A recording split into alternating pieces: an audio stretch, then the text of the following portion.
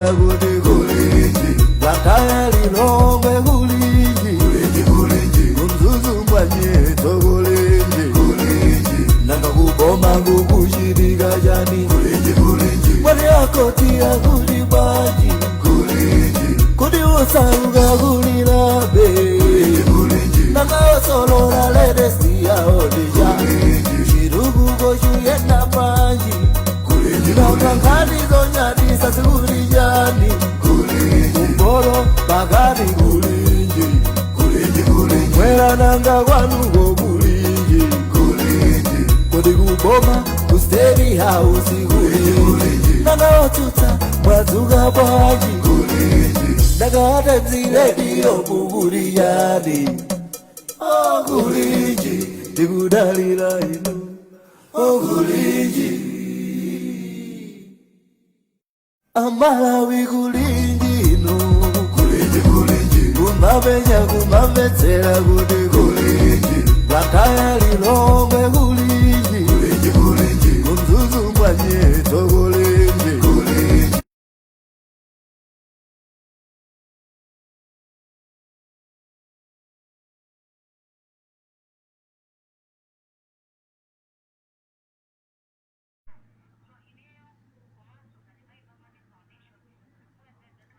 Nyamuka mwansanga kwambiri kupita mwamba kuti mitambo yepavi. Okay. Nde ikukhanga tikuti tikafanizira kale ndi lero mpweya kapena mlengalenga mwathu muli tentha kwambiri kutanthauza kuti mphamvu yambiri kwa kutentha kuja ndi energy. Okay. Nde mitambo ija ikamapanga mvula nkumagwa imakhanga tikuti mlengalenga ukutaya energy imene ijayo kuti unalemedwa nde kudzera mu mvula muja energy ija ikuchitidwa release kapena ikukhuthulidwa. Nde ndikusintha kwa nyengo ndikutentha kwambiri sikumalawi kokha kuno ndipo izizi zikuchitika dziko lonse ndipo ndi mayiko ambiri amene panopo akupanga kafukufuku kapena kukhala okhuzika kuti zikuoneka kuti mphezi zikupha anthu ambiri. Okay. Ndikuti chimene tinganene kwambiri ndichoti chifukwa cha kutentha kumene tikumakhala nako dzinja likamayamba mvula zikumakhala zoti zikuyamba ndi mphamvu kwambiri. Nde mphamvu ya mvula kapena ya kuti kuchuluka bwanji mphamvu mu mlengalenga kumaonekera mu mphepo, kumaonekera mu kagwedwe ka mvula, kumaonekera mu ziphaliwali mphezi. Okay. Titha kutsimikiza kuti ngakhale pali tikachosa za mphezi kwakhalanso kukusasuka manyumba chifukwa cha mphepo. Yeah. Kungobwera chimphepo kwambiri chochokera mwina ku mitambo imene imaphikika kapena mvula ikugwa kutali kwina kwake. Right. Nde makhala kuti mwina mphepo zija zikutuluka mitambo sizingalowe pasi mu nthaka zimayenera zimwazike nde zikamayenda pa anthu amene zimaononga.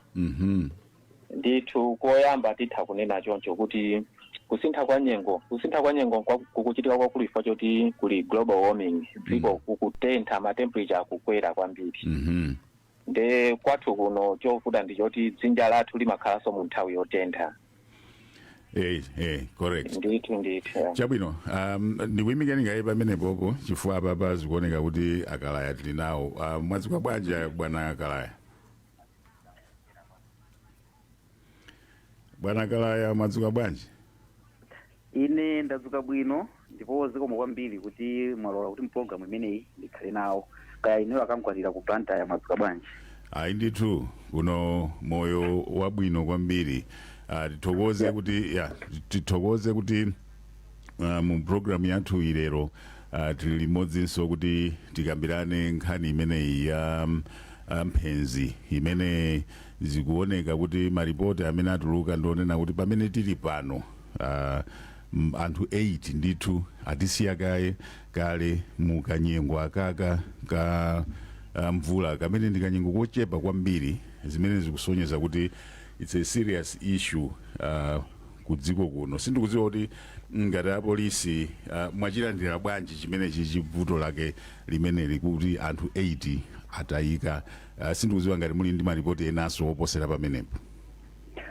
Timene kuti ndi nkhani yomvetsa chisoni ndipo ndiyovuta ngati kwa ife amalawi. Kwa ifeyo ngati apolisi amene timapanga respond kapena kuthamangirako ku nkhani za ngozi zina zilizonse ndi nkhani yoti yatikhudzanso kwakukulu ndithu. Tikukamba apapaza kuti ngozi ya mphezi imodzi ya mphezi kupha ana okwanira 4 kumponera. Ndipo pofika panopo tikuyamba kumene December uyuyu anthu amene aphedwa ku nkhani za ngozi za mphezi kukwana kale 8. Ndi nkhani yovuta ndipo ndi nkhani yopya. Ndipo munanena pamene mayamba programu iyi kunena kuti ku Nchinji uku ng'ombe zokwanira 34 zinaphedwanso ndi mphezi. Ndi chinthu ndithu chonena kuti azinge ngati dziko itamakamba nkhani ngati zimenezi poyenera ndithu ndipo tione kuti tingapange bwanji. Komano kuchokera ngati kunoko ku polisi tinene ndithu kuti ndi nkhani yoti yatikhudza chifukwa ndiye kuti anthu omwalira pofika lero loti unena kuti akwana kale 8. And chakachi kapena nditi kuti nyengo ya mvula ndi itango iyamba kumeneyi. Sikudziwa kuti kupita chitsogolo tipange rekodi macases ochuluka bwanji. Okay, akalaya Pepani ndikupepeseni pali funso limene akuti ndikuyenera kukufunsani ngati police spokesperson. Tifunsiretu limene lolo ndilosakhudzana kwambiri ndi nkhani yathuyi, komano inu as police spokesperson mukuyenera kuwunikira mtundu wa Malawi. Apolisi anamanga ripota wa ku Times dzulo chifukwa chokuti amajambula mwaseka chifukwa chokuti amajambula zithunzi apa pa Director of Road Traffic. Nkhani yake ikwasokoneza maganizo anthu kuti kodi zithunzi zimene amajambula nyamatayu zinalakwika chani kuti apolisi mpaka na akafikepo mu manga for 30 minutes mpaka na ukachita delete zithunzi zimene zozo. Atakufunsani dzulo munanena kuti nkhani looking into it mukuyang'ana ukhala ngati mukuyifufuza mwachangu kwambiri. Panopo it's 24 hours later papezeka zina zilizonse zimene anthu angayenere kudziwa kuti panachitika chani chachilendochi. Ndinene kuti munayamba kunena kuti mukuseka chifukwa ndinaona kuti taphatikiza nkhani. Ndi chaka ndapepesa koyambako. Sorry. Kwambiri. Ndimanena kuti nkhani ya Isaac Salima ntola nkhani wa Times amene akuti anatengedwa ndi apolisi dzulo ku Blantyre. Ifenso tinayimva modabwa kuti zinakhala bwanji ndi nthawi imene timaweruka dzulo ku ntchito tinali tisanapeze kwenikweni kuti chinachitika ndi chani. Ndengati Malawi Police Service tioneka ilero lomene kwachamu kuti atiuza chani ku Blantyre yako. Komano ndinalankhulapo ndithu dzulo ndatola nkhani kunena kuti ifeyo ngati Malawi Police Service timalemekeza anthu onse amene amakhala akugwira ntchito kunjako kuti mati in the public mmene ifeso timakhala tikugwira ntchito. Tingotengera kuti ndi mtawuni kaya kuchitika zipulikiti kuli mademo kuli chani timadziwa kuti kumene ifeyo apolisi timakhala tikugwirako ntchito kumakhalanso anthu ena amene amakhala akugwira ntchito. Ena amakhala akupita ku mabizinesi akugulitsa malonda awo, ena amakhala akupita ku chipatala, ndipo ena amakhala ngati atola nkhani amene amakhala akugwira ntchito zawo mena kumajambula zithunzi kumafunsa anthu mafunso. Ndi timadziwa kuti malo ngati amenewa aliyense amakhala akugwira ntchito yake. Ndi ife timakhala tikuwuzana tsiku ndi tsiku kunena kuti timalemekeza wina aliyense amene akugwira ntchito pamene ifeso tikugwira ntchito. Nchifukwa yake ndikunena kuti nkhani titamva kuti mtola nkhani wa ku Times anatengedwa kupita ku Blantyre polisi tinene kuti choyambira anayerutsana mangidwa anangotengedwa ndi anakamfunsa mafunso. Ndi mafunso anamangidwa mtundu wanje ndipo nchifukwa yana anatengedwa. Ndi zimene tikunena kuti iyayi I think lero tikamafika cha ma 10 11 12 tikhale titamva bwinobwino. Koma ndithu Amalawi amvetsetse kuti ngati Malawi Police Service timalemekeza ufulu wa nkhani ogwira ntchito yawo malo ena aliwonse ngakhale malo amene ntchito yawo ikukhudzana ndi ntchito yathu ngati kunalili kumene amagwira ntchito dzulo kumene kunalinso apolisi komanso atola nkhani. Very good. You as a veteran policeman situation ngati imene kuti apolisi akubwera kuzakhazikitsa bata andi nkumatsika galimoto anthu nkumajambula mungaone kuti chachilendo chokuti zithunzizo zikachitire delete kungoganiza ano inuyo as a veteran chingakhale chani? Sinkhaniso yonena kuti ineyo ngati veteran police officer ndiganize kuti chani. Nkhani ndiyonena kuti malamulo amati chani chifukwa kuti munthu amangidwe ndiye kuti akhale kuti waphwanya malamulo timene kuti mmene mwafunsiramu kuti apolisi akutsika galimoto pamenepo pali kumujambula wapolisi akutsika galimoto sikuti ndi mulandu yayi olatakha kuti wapolisi akumanga munthu ndipo ena akujambula timene pano tiuze mtundu wa Malawi kuti si mulandu pali ma incidents amene amatokhala milandu komano tingotengera kuti situtengeranso kuti uyu ndi mtolankhani olatakhala kuti ndi munthu wamba ifeyo apolisi tikugwira ntchito mwina tikumanga anthu tikuthamanga tingoti tsiku la mademonstration anthu amene kuti apolisi akuthira utsi atolankhani kumajambula osatiso atolankhani olo anthu kumajambula sikuti ndi mlandu chifukwa ife timakhala kuti tili ndi zifuwa zokwanira zimene zikutipangitsa kuti tigwire ntchito mmene tikugwiriramo mwachitsanzo kuthira utsi anthu ndiye ngati ife tikuthira utsi anthu nkujambula sikuti ndi mlandu ifeyo mwina mutifunse kuti nchifukwa ndimathira utsi anthu ndiye tikuyamba ino majambula chithunzi si mlandu nchifukwa yake ndimanena ndipo ndikunena mobwereza kuti nkhani ya mtolankhani amene wa times Isaac Salima dzulo tifufuza kuti tione kuti chinachitika kwenikweni ndi chani so in other words okay timalize nkhani chifasi nkhani in other words apolisi anu aphwanya malamulo amene mukuane nawo simukuti malamulo alipo ochita determine public urgent Wanda bwana Kalaya Wanda hiye inu ndanzanga tinaziwana kuyambira pakale muli kunzuzuko izi zimene mukuyambazi sizabwino and for you to come here kunati mukufufuza I think mukuchita chipongwe pali chofufuza mukuziwa kuti it was a lady officer zina lake I think mukumuziwa amene amaoneka tanali wankulu pamenepo amene analamula zimene zizi so sizingati tengere zimene zizi 24 hours tikufufuza zinthu za straightforward like this I think zimangoonesa kuti apolisi bene bake simuli serious this is a simple issue that how does it take so long you know the people you know the incident it's not like ipapangidwe nagata wasitukuziwa so ine ndimakupasani ulemu Kalaya ngati munthu komanso I respect the police service but on this one no akuluakulu let's not go through this route you know it was wrong padopo bwezi mukumatiuza kuti ayi mwina wa police amene yoyo panopo palangita chakuti because palibepo nkhani munthu amajambula ku office ya boma anthu ogwira ntchito aboma is a public place these are public officers we want to cover an issue and then the reporter gets arrested in the way it takes us 24 hours okay I think Wanda you have made your point komano Kalaya I think honestly speaking PK ufulu I'm thinking kuti we should not go this route all right honestly speaking what they did is wrong they must apologize they should have apologized by now Kalaya musana yanke zimene unena awandazi zikumveka komano inu mwanena kuti mufufuza mwina fuso limene angakhale nalo anthu ndoti chimene mukufufuza ndi chani chifukwa mmene anenera it's a straightforward issue inali it's public domain cheni mukufufuza for 24 hours and more ndi chani mwina chimenecho anthu akachiziwa they might appreciate kuti you are investigating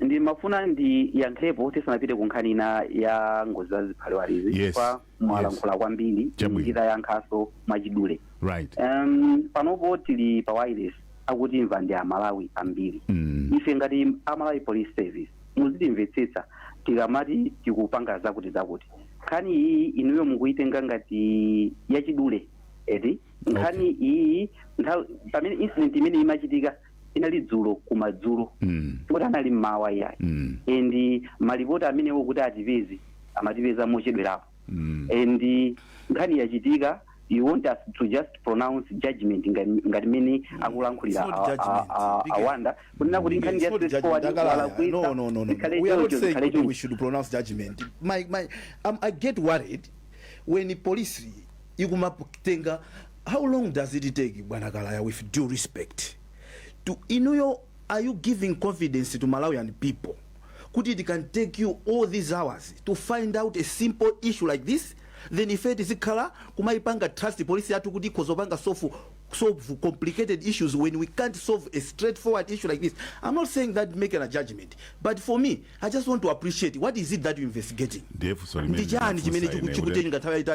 What are you trying to find out? Yes, that's the question. What is complicated about this issue? An officer, one police officer sana palibepo case. I don't think there is any sana muuze kuti waphwanya lamulo kuti you are under arrest, because an arresting officer must tell you what is it that you have committed, why they're taking you for questioning. They need to tell you.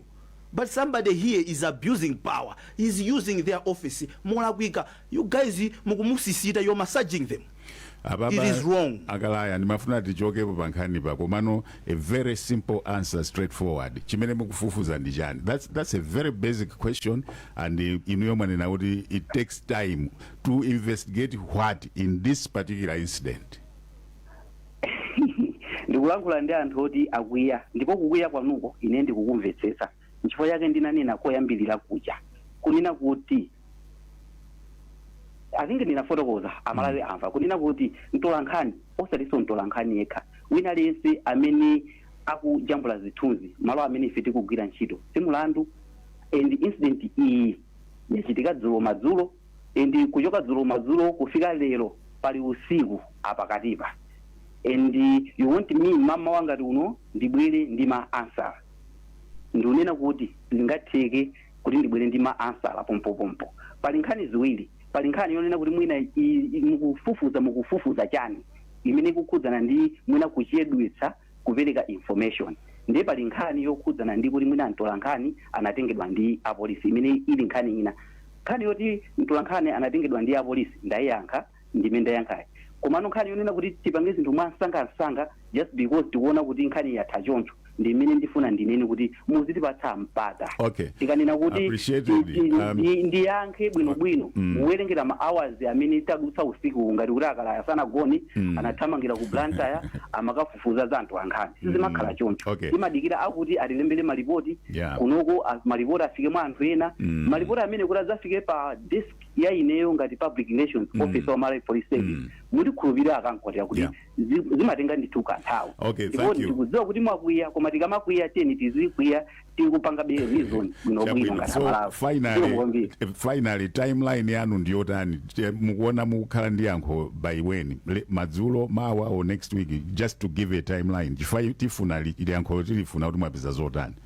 Dzulo polankhula ndi atolankhani ndinapereka yankho la nthawi imeneyo. Ndinawuza kuti pofika lero ngati tsiku la lero lachitatu tipereka side yathu ngati apolisi. Anthu ayembekeze kuti lero lo tipereka side yathu yankhani imene. Thank you very much. Tibwerere kunkhani ija kujeni kudowa kukumponera anyamata folo amwalira malo amodzi.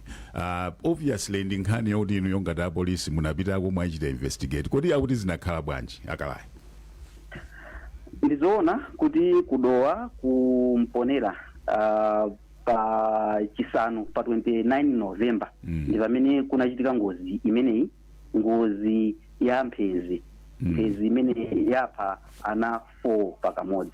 Timene kuti malipoti amene ifeyo tili nawo ngati apolisi kwa tinathamangirako monga amene timachitira apolisi timapanga respond kuma incidents angozi ngati amenewa. Ana amenewa amaphunzira pa Kaungwe CDSS kumene kumponera. Ndipo ngozi imene inachitika kuti lachisanu chamma 5 madzulo. Ana amenewa atabwerako ku skulu amapanga rent pa Namwili Trading Center. Namwili Trading Center amene akukudziwa chakumponeraku ili pakatikati pa Chikhokotero komanso Chimwaza Trading Center.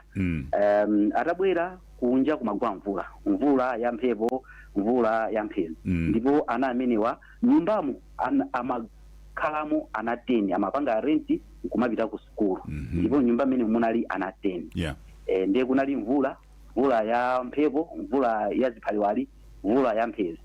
Mphezi inadzamenya pa nyumba pamene paja. Nyumba moti munali ana 10 amene anakhudzidwa kuti avulazidwa analipo ana 6. Ana 6 amene anatengedwera ku chipatala kumene ana 4 anakapangidwa pronounce dead kapena kuti achipatala ne kuti ana amene wandithu amwalira.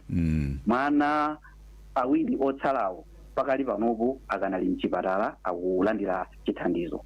Sunza kuti atsala ena 4 ndi amene anakhudzidwa pang'ono ndipo ali bwinobwino. Ndipo tinene kuti ana amenewa anali nyumba, sikuti anali panja kuti kapena anali pa mtengo iyayi.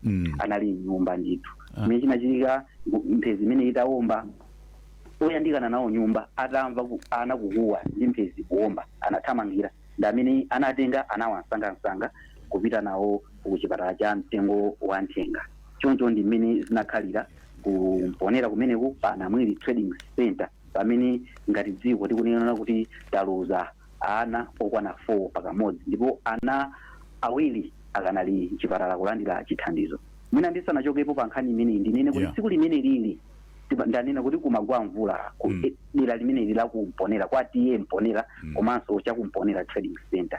Mbali inanso timakuchula kuti kwa jazi kumeneku kwa tiye Nsakambewa kunapezeka kuti mvula imene ikugwa ana amasewera ndipo ana okwanira 3 mpeziso inamenya tsiku lomweli nthawi isungati yomweyi ana amenewa onse anatengedwera chipatala chapamponera Mponera Rural Hospital. Ana amenewa ndapa skulu imachidwa kuti Tedze Primary School ndipo mpaka na lero ana amenewa chiweni mchipatala akanali mchipatala kulandira chithandizo kusonyeza ndithu kuti tsiku limeneli kunali mvula ya mphenzi ndipo mphenzi zikumenya ndithu ndipo ngati Amalawi tikuyenera kuti tikhale osamala. Tikuyamba za ana 4 amene amwalira, ana awiri ali mchipatala pa mtengo wa nthenga ndipo ana 3 so ena ali mchipatala pa Mponera Primary School.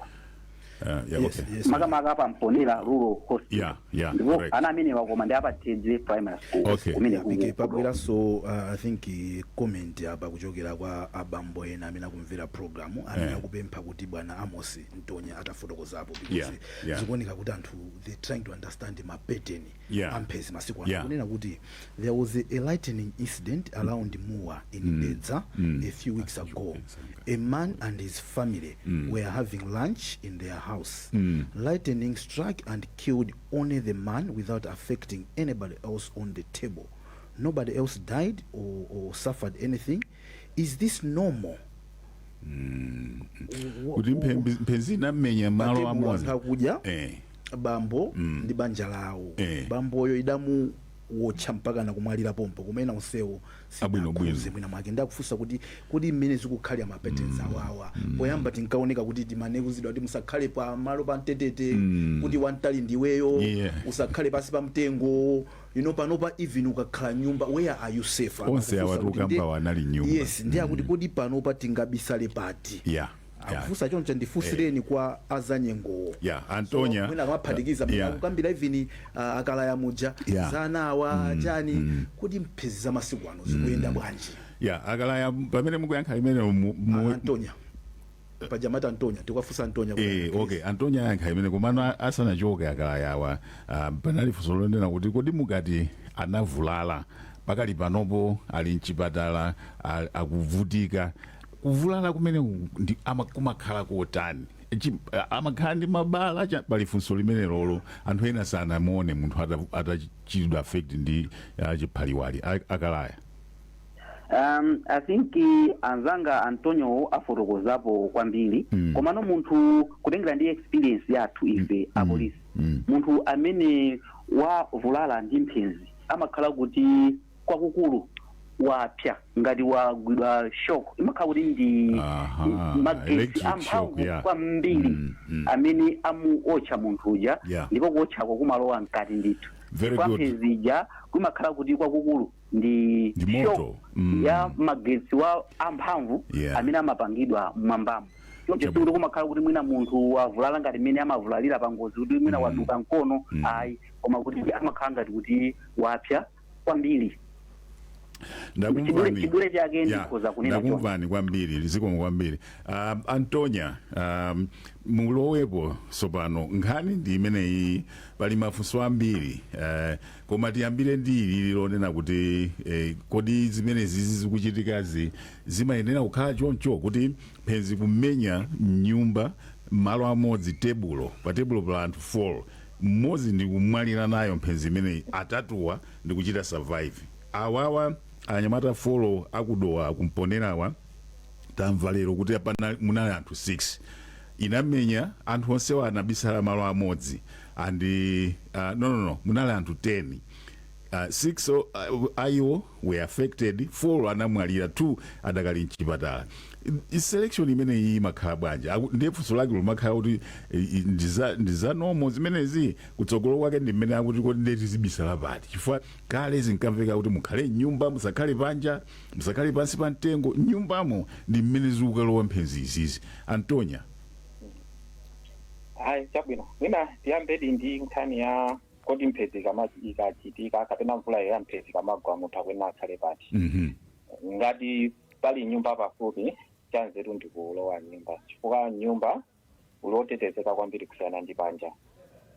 Komano nyumbamo ndi umo mphezi itha kufikabe titha kuona chifukwa chake kukamamangidwa manyumba mwina kwanza athu maiko kuti kukawa pamakhala kulimbikitsidwanso kukhala ndi zitsulo zija zimene amanena kuti zimagwira mphezi ma lightning rod anatiwa wanda koyamba kuja mphezi imathada pamalo pamene pali kuthekera kuti mphamvu ya magetsi itha kuyenda chifukwa chake mwina imathanso kuyenda ngati madzi kwambiri ndeti kudziwa mvula ikamagwa pa manyumba madenga makhala kutsitsa madzi ngalande ndipo nyumbamo kawiri so tikamapemphedwa tikhale nyumbayo imayenera itsekedwe ngati pali mawindo atsekedwe ngati pali zitseko zitsekedwe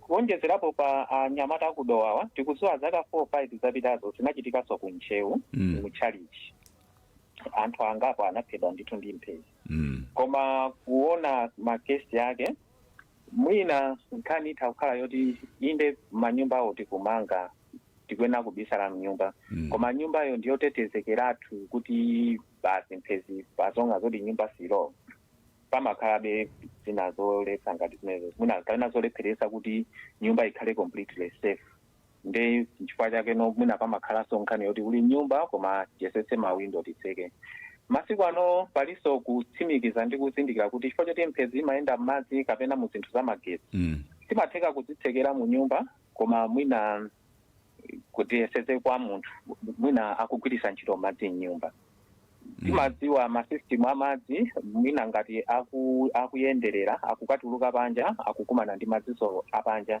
oti mphezi itha kuyenda nde mphezi ija ndi mphamvu ya magetsi yayikulu kwambiri chimakhala cha mphamvu kwambiri nchifukwa chake kupha kwake titha kungotengera chitsanzo cha ng'ombe 34 zaphedwazi ndi chithunzithunzi chimene tingakhale nacho kuti kodi mphamvu yake makhala yayikulu bwanji nde ndi zotheka ndithu kuti ngakhale tati mwina gawo lake lalikulu lapita kwina koma lina langomutsata munthu chifukwa choti mwina kaya panali cha magetsi kapena madzi kapena kunyowa olo mene mwina zachitikira ndi anyamata akudowa kuti mwina mphamvu yayikulu ya mpheziyo inali panja koma mwina yochepa ina yachita affect amene atisiyawo ndena amene akulala kutanthauza kuti nyumba muli bwinoko kusiyana ndi panja koma kanene kuti ndoti ukangolowa nyumba ndoti zonse zili bwino so sitingabisale kumphezi imene mukunenera Antonia papa ndekuti sunganene kuti ayikabisale pena pache mphezi sikupeza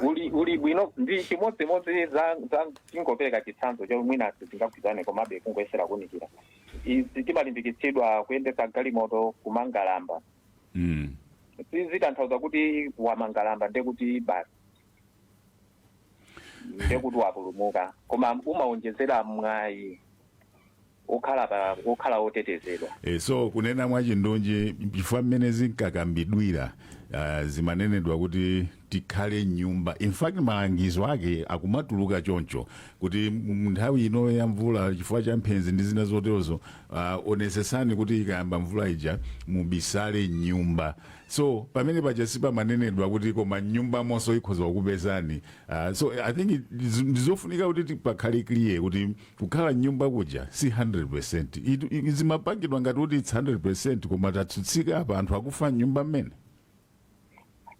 zona zake zikhale choncho kuti wina mauthenga akuyenera akhale clear kuti ngakhale tikakhala nyumbamo zimene tikuyenera kuchita ndi chani chifukwa choti mwina timakhala kuti tazitsekera nyumba zochita zachepa nthawi zina anthu timatengeka kumagwiritsanso ntchito zinthu za magetsi pa nthawi imene mphezi ili mkati ndi zinthu zokhazokhala zoti zitha kuyikoka mphezi kuyandikira pa nyumba pano ngati ingayende pafupi ndekuti pali kukhala nyumba komanso pali machitidwe kuti nyumba moyinde itakhala koma titani koma tionenso ma structure athu ambiri masukulu machalichi ambiri timakhala ndi mawindo ongokhala ngati chiboo timakhala ndi mawindo chani open nde kuyenda kwa mphezi imathamanga kwambiri tikakufanizira chinthu chothamanga kwambiri chimene chilipo kuwala speed ya light. Zinthu zimachitika mukanthawi kamodzi. Sipenda kuti mwina imakhala ndi nthawi ngati kuganiza kuti apa tizungulire pali nyumba tiyendere uku. Ndekuti pike bwana Antonia ndekuti inuyo ngati nthambi yoona za nyengo ndi kusintha kwa nyengo mayenerano kuti muyambe kupereka ma guidelines kamangidwe kama structures athu kuti ikhale ngati mbali imodzi yoti munthu amene afuna kumanga nyumba yake chalichi whatever akuyenera apange izizi kuti zimenezo zizivomerezeka. Otherwise mene mufotokoza papamo anthu tumwina sadziwayi chifukwa panopo manga bola amene ayimangira osazoti ali pa chiopsezo pamphezi pamene inuyo mwina mukuziwapo ukadaulo wa sayansi wina kuti munthu yataonjezerapo kaongoika kachisulopo kakatali pa denga pakepo ndikuti mphezi zifikira mkachisuloko kusiyana ndi kuti ifikire nyumbayo. Somweza anthu atamapanga zimenezo chifukwa anthu makankhani zimene zazokuti anthu akuti miyoyo nazo amakhala nazo chidwi kuti aone kuti tingapumuse bwanji miyoyo ya anthu. Correct. Akuganizira yankholo nkhani ya lightning conductor inazilala. Ndikwaziwa anthu akumanga nyumba panopo ndithu sayikapo conductor palibe. So I think azanyengo mulowepo pamenepo panopo muganizira zimenezo Antonia. Tipite kudowa komwekonso kwa mphatso Mbang'ombe. Ndikupase mpata mphatso kuti uyankhulepo at least Malawi modzi nkhani izizi zachitika kudowa komweko pamene anyamata folo amwalira tikumvaso apa kwa Akalaya kuti mbali inaso atsikanaso atatu tikunena pano ali mchipatala. Kudowako anthu uno panopo akuti bwanji nkhani za mphenzizi mphatso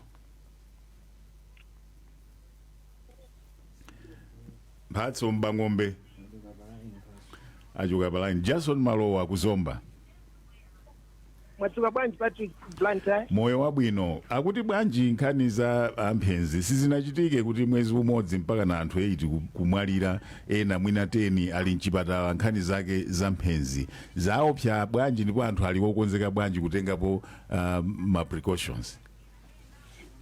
Panopa ndikuyankhulira kwa mpunga pa teaching center ndipo ndili abambo awiri amene ayankhule mauno choyamba bambo zina zili kumene mmakhala. Okay, Louis nimakhala muno kwa Alaston kwa mpunga. Titani imene ya mphenzi tipewe motani zimene. Pezi tikoti ndiyopeka mophweka. Koma nkhani timazizira kwisa nditoka ngati Malawi chifana kuti tikafika nthawi yozala mitengo icha timapezeka kuti tazala bwinobwino koma timazilembera asotokhaso mwakadula mitengo icha mosasamalisa. Mapeto ake ikamba mvula ija yambiri icha ndikumene kumapezeka kuvumbuluka mphezi icha zimene zimapezeka zikuononga nyumba zathu miyoyo yathu. Miyoyo ya anthu ambiri yapita mwina zakopsa ndi bwanji zimene zindi zopsa kwambiri kumtundu wa Malawi chifanira kuti zasiyana ndi kuti mwina munthu kudwala chani munthu umapezeka mwina anthu umatha kumalimba mtima koma zoti ngozi munthu ungokupeza mwazizi zinthu zopweteka kwambiri. Ndiye pamene tikupita ngatikaa nyengo imene yamvula tani chongofunika ndi kungosamalisa kwambiri kuti mwina ikamba nthawi ngati ya mvula kwambiri kufa kunoko sinayambe kugwa kwambiri ngati mene madera ena yagwera mandoti ngati ingapezere ikuyamba chifukwa apa ndipata onera kuti tizalibe mitengo singathandizebe ndi mphezi yoti akha kuti yayambika singatheke kuma zongofunika ndi kumakhala malo osamala. Zakeri Louis kwa mpunga malizo ndinu bambo kuti mwainze kusabwanyi nkhani imene sina ndi kumene mmakhala. Ene ndine Wilson Jata makhala kuno kwa Aston kwa mpunga ku tani nkhani imene apo tu chachikulu ndingokhala mosamala kuka mvulayi yamba kumene koma zakuti ya tata yakale miyoyo ya anthu ambirimbiri ndeti mwakuleka makhala atikale atosamalisa kwambiri. Zakopsa bwanji apatu zatopsa kwambiri chifukwa mvulayi yangoyamba kumene kumadabisa kuti tatu zakale anthu angapo choncho kuti mvulayi kumene tikupita kunde lukhala ndi mata kwambiri kuti mvula yamba kumene ngapita kupita ikhala ndi imfa zoti kuti mvula yamba kumene mvulayi. Munokonzeka kupewa bwanji posirizira apa kupewa koendetsa kupewa kolopa si nthawi yathakale chachikulu timene azake kuti zaye mitengo yambiri ndipo mathumu kuti mphezi ikamabwera tichakumana ndi mitengo ija pamene ngati nyumba zati tili pa popanda mitengo haipo pamene timakhalire pachipsere kwambiri. Kutero tunenako Patrick kuno kuzomba kwa mpunga pa trading center timalize motero ndi ine Jason malo wapitirizani kuulutsa mawu ku Blantyre. Zikomo kwambiri Jason, ndikuthokoze kwambiri tamva kuchokera kwa anthu kuzomba kapena mphatso ja wabwera sopano mphatso mbang'ombe ayi line yakudowa yativuta chabwino ndiye kuti ndikubwereranso kwa inuyo Antonia.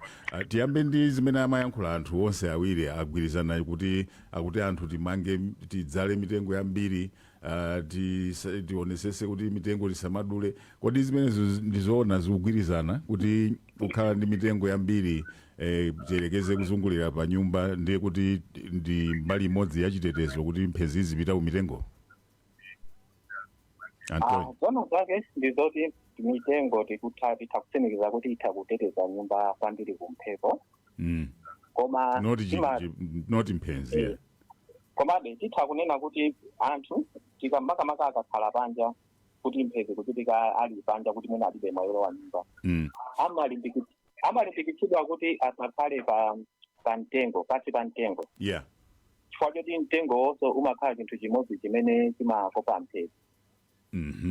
Nde patha kukhalabe kagwirizano pang'ono pomwe mwina sindingachite kutsimikiziratu komabe mgwirizano ulipo kuti kutheka ngati mphezi ikulowera pa nyumba pali mitengo pali mwayoti mwina zinthu kapena zoyikopa kuti isachite kupita pa nyumbazo ndi zambiri kunena kwina titha kutero koma sitinganene kuti ndi chinthu chimene chinachita kuyitika kuti tiziteteze kumphezi tizale mitengo. Okay, so pamene tikupita kumapeto inuyo no ngati azanyengo mmene tayambiramo kuti tataya anthu 80 andi nthawi yochepa kwambiri andizikuonekeratu munanena koyamba kuja kuti mmene zayambira ulendo uno si mmene zimakhalira, it's very serious. Pali china chake cha special chotani chimene mwayamba kupanga ndi cholinga chokonzekera season imeneyi kuti anthu akhale odziwitsidwa mochulukira pa nkhani za zivomerezizi amini makamaka mphenzi chifukwa zikuoneka kuti ndi vuto limene ndithu tikuyenera kukhala ndi information yokwanira ndi zimene information imanena kuti ayi mukhale nyumba zapeseka kuti sikungokhala nyumba kokhako komanso mukakhala nyumbako pali ziwiri zitatu zoyenera kuti muzichita zina zoti musamachite ngati department pali chani chimene mukukonza kuti muchite kuti muathandize Amalawi chifukwa pakufunika kuti anthu athandizike ndi information makamaka? Zikomo choyamba chimene tingalimbikitse ndichoti anthu tikamachita ntchito zathu za tsiku ndi tsiku tiyeni tikhale kuti tikudziwa kuti nyengo yathu ili motani, pali chiyembekezo cha mvula mwina ya mtundu wanji chifukwa amenewa ndi mauthenga amene timapereka azanyengo nthawi ndi nthawi. Kwambiri anthu ambiri timachita zinthu koma mwina nyengo isali muti mwathu timazizimutsidwa nayo ndi imatipeza mmalo mwina oti chitetezo ndichochepa. Chachiwiri ngati department panopo pali kuyesetsa kuti tizilosera ziphaliwali. Vuto la ulosi wa ziphaliwali ndi wa nthawi yochepa chifukwa ziphaliwali timadziwika bwinobwino mitambo ikayamba. Chazedu chimene timapanga kwa panopo tikuyembekezera mvula ya mabingo pakakhala uthenga umene ujawo mwina kuti samba za mvula ya mawa anthu akuyenera utenge serious. Komano kumene tikulowera ndikoti tizichita ulosi wa ziphaliwaliwo timati nawo casting ngati za pompopompo mwina maximum kaya 1 hour kuti kutsogoloko. Okay. Komano challenge imene takumana nayo imene tikuyesetsa kuti tipeze yankho lake ndi uthenga ungafikire kwa anthu mwasanga bwanji chifukwa nthawi ndiyochepa. Nde chimene yankho limene tingakhale nalo ifeyo ndi kudzera kugwisa ntchito mafoni ma SMS. Komanso ma SMS akuyenera akhale targeted ku area kapena dera limene tikuyembekeza kuti patha kukhala chiopsezo.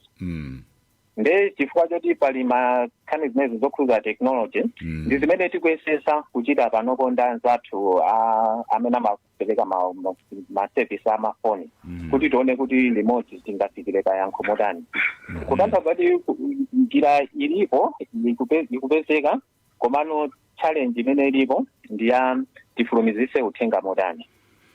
Chabwino azikumveka. So mawu omaliza umene so uli uthenga kupita kwa Malawi nkhani yake ya mphenzizi ndiwoti akhala otani?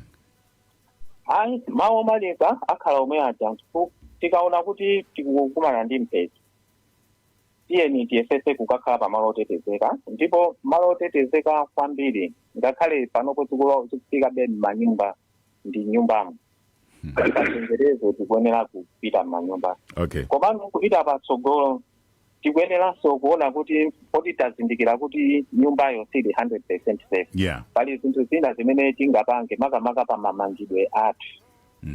Ndi chinthu chimene tingalimbikitse titha kuona kuti makampani anzathu amene amachita ntchito zimene zokhuza magetsi kapena zalamya kwambiri amateteza akatundu amene amakhala panja ngati zimatawa manjena amayika ndithu zitsulo zongoteteza kuti atundu athu kapena zida zathu zisapse. Okay. Timaziteteza bwino zimene zija koma manyumba timayiwala kuwateteza. Chabwino ndikuthokozeni kwambiri amene onda Amos Ntonya, Deputy Director ku Thambi ya Zanyengo. Ndithokozeso Peter Kalaya amene tinali nawo program imene Akalaya tiyembekezera kumva ripoti yanu masanawa ya incident ya dzulo. Wanda mwitseka bwanji? Pali mauthenga akuza mphenzi amene analembedwa nimaona apa ndithu I think ndizongofunika kuti anzathu awawa azanyengo ngakhala kugwisa ntchito mafoniwo komabe so atamabwera pafupi kumalankhula ndi anthu mu njira zosiyana-siyana. Apa ndikuona pali mauthenga 6 amene adapanga Malawi government, UNDP ndi GEF kuwauza ku anthu zimene akhoza kuchita kuti aziteteze ku mphenzi. Ndi nthawi yoti ziuzana pafupi. Mawiresi awali iziza kukamba za immediate kuti wanawa komabe kumazikamba over and over again anthu akhala umaziwa. Chabwino ndithokoze kwambiri Wanda, ndithokozeso kwambiri onse amene tinali nayo program Mateki komanso atolankhani athu komanso magesti athu Akalaya ndi Antonya komanso makamaka inuyo omvera. Mukhale ndi tsiku labwino, tikumane Lolemba next week.